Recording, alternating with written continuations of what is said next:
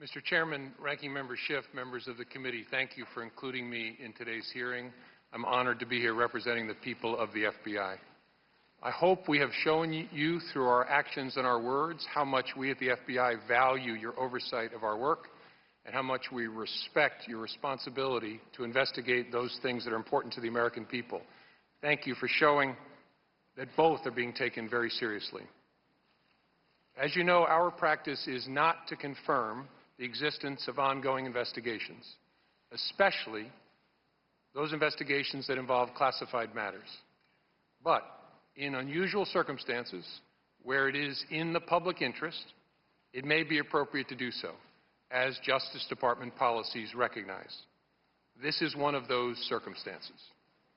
I have been authorized by the Department of Justice to confirm that the FBI, as part of our counterintelligence mission, is investigating the Russian government's efforts to interfere in the 2016 presidential election.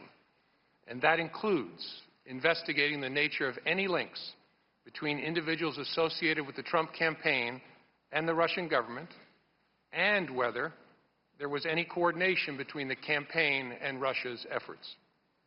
As with any counterintelligence investigation, this will also include an assessment of whether any crimes were committed.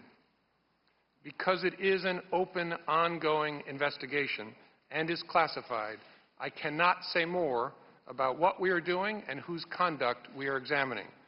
At the request of congressional leaders, we have taken the extraordinary step, in coordination with the Department of Justice, of briefing this Congress's leaders, including the leaders of this committee, in a classified setting in detail about the investigation. But I can't go into those details here. I know that is extremely frustrating to some folks, but it is the way it has to be, for reasons that I hope you and the American people can understand. The FBI is very careful in how we handle information about our cases and about the people we are investigating. We are also very careful about the way we handle information that may be of interest to our foreign adversaries. Both of those interests are at issue in a counterintelligence investigation. Please don't draw any conclusions from the fact that I may not be able to comment on certain topics. I know speculating is part of human nature, but it really isn't fair to draw conclusions simply because I say that I can't comment. Now, some folks may want to make comparisons to past instances where the Department of Justice and the FBI have spoken about the details of some investigations. But please keep in mind that those involve the details of completed investigations. Our ability to share details with the Congress and the American people is limited when those investigations are still open, which I hope makes sense. We need to protect people's privacy. We need to make sure we don't give other people clues as to where we're going. We need to make sure that we don't give information to our foreign adversaries about what we know or don't know.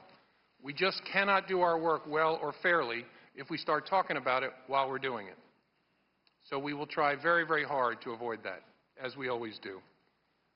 This work is very complex, and there is no way for me to give you a timetable as to when it will be done.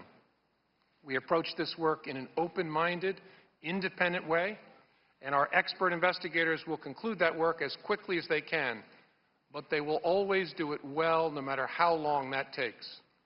I can promise you we will follow the facts wherever they lead. And I want to underscore something my friend Mike Rogers said. Leaks of classified information are serious, serious federal crimes for a reason. They should be investigated and, where possible, prosecuted in a way that reflects that seriousness so that people understand it simply cannot be tolerated.